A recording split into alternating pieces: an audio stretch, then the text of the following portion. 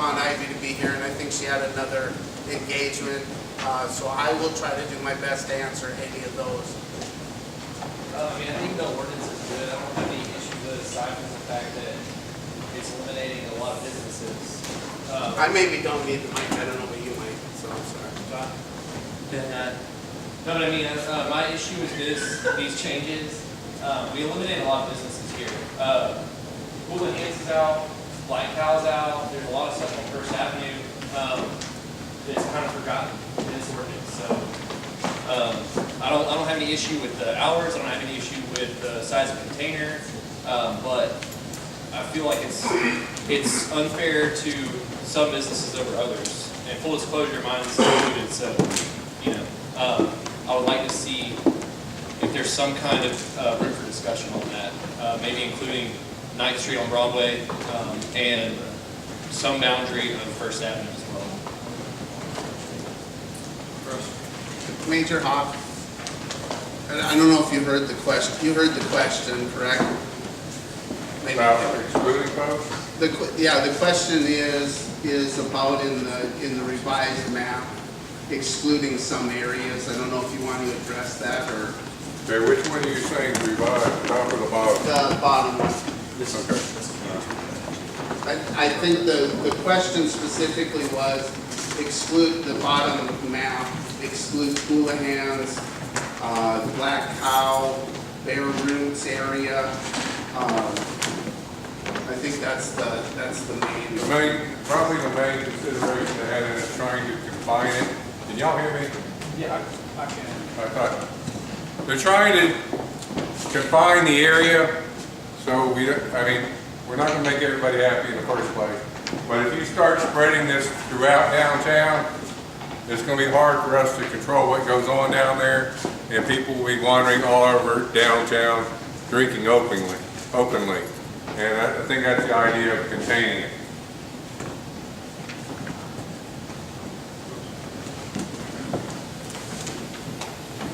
Craig Harbin, Regal Jewelers. I think we need to keep in mind that we are a mixed-use area. This is not just an entertainment district full of nightclubs and bars. You know, there are people like us who've been here since the 60s who are trying to do business during the day.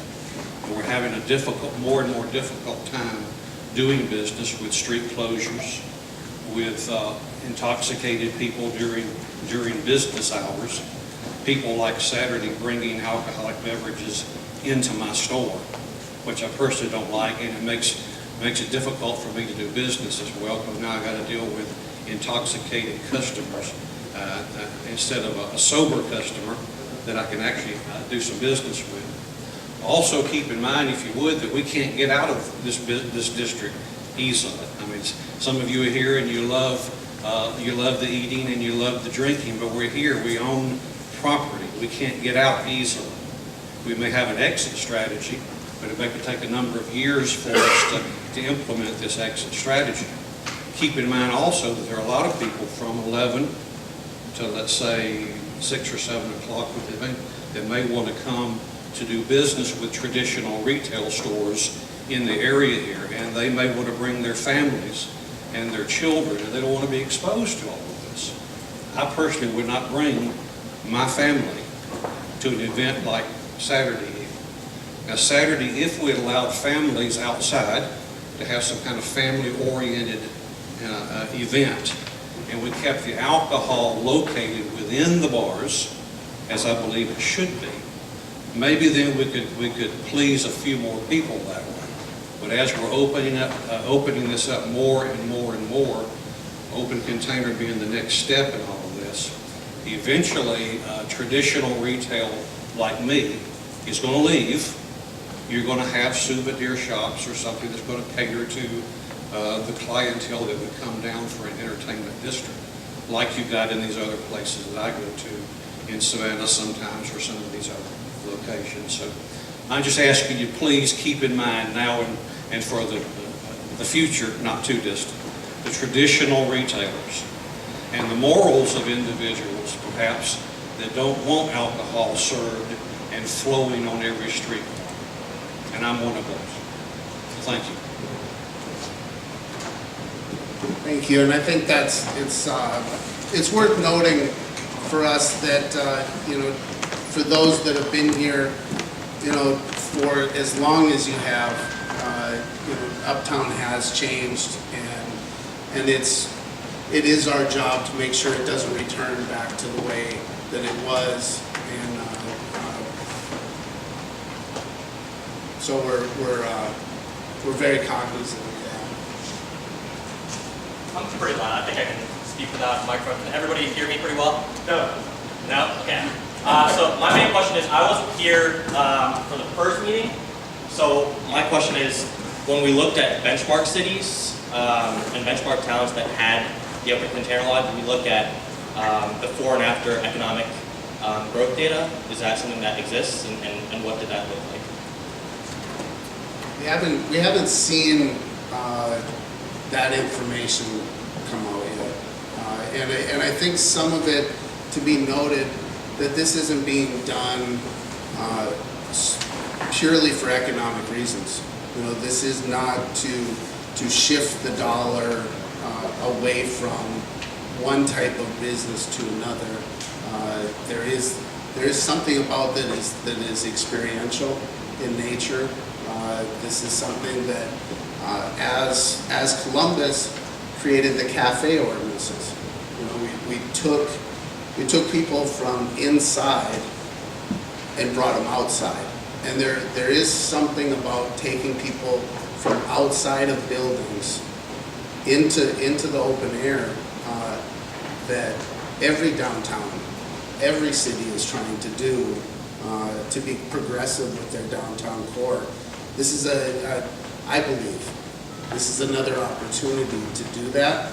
I don't necessarily believe that this moves our needle economically as much as it does for the people that are just looking for more of the experience that people get when they travel. For reference, we close the streets, which I understand we're continually working on, and the parking issues, but we do close the streets and have open container 30 plus times a year, and that happened to be even just this past Saturday with St. Patrick's Day. I would submit that we had a lot of families down here. We had a lot of businesses that had record sales days. We had a lot of just good family fun, and then midnight later, the bars and more of the adult kind of entertainment starts happening, and that's one of the reasons for closing this off at 11. But again, we're not driving this to have higher gross taxable sales in Uptown necessarily, but we do believe that it does allow for businesses to maybe have another sale at the end for somebody that is leaving the restaurant, and that's not a bad thing for sales. It's a matter of controlling it. Again, I'm not here to talk about historically the alcohol laws across the United States, but they were never meant just to prohibit this use inside of buildings. This is another opportunity for us to again push that needle in the experience and bring people outside. I know there's a lot of people here that want to talk. So, does anybody else want to address some of these points? I'd like to. My name's Robert Salima. Y'all can call me Rapid Robbo. I moved here in 1999, and I drove to Columbus to join these guys in business, and one of them grew up here in Columbus, and he offered me a situation that I couldn't turn down. So I drove to Columbus, Georgia, and I don't know how it happened, but I ended up on Broadway. And it was nothing like it is today in '99. And the only place that I could go in and make a phone call was the Cannon Brew Pub. And I think it was pretty new at that time. So I called Murphy and I told him, Murphy, I'm here. He said, where are you? I said, I'm at the Cannon Brew Pub. And if there's anybody in the world that ought to know where a brew pub is, it was Murphy. And he says, I've never heard of it. He said, what street is it on? I said, Broadway. He said, get out of there, it's dangerous. I walked across the street. I was traveling a little light at that time. I had just gotten a divorce. I walked across the street and I saw a sign above the bar called the Uptown Tap that said for rent. And I rented that apartment. And I stayed there 2 years. And my problem was that if I heard good music and women laughing, I was downstairs. And we're trying to grow this business. I said, I got to get out of here. So I moved across the street above Fountain City Coffee Shop.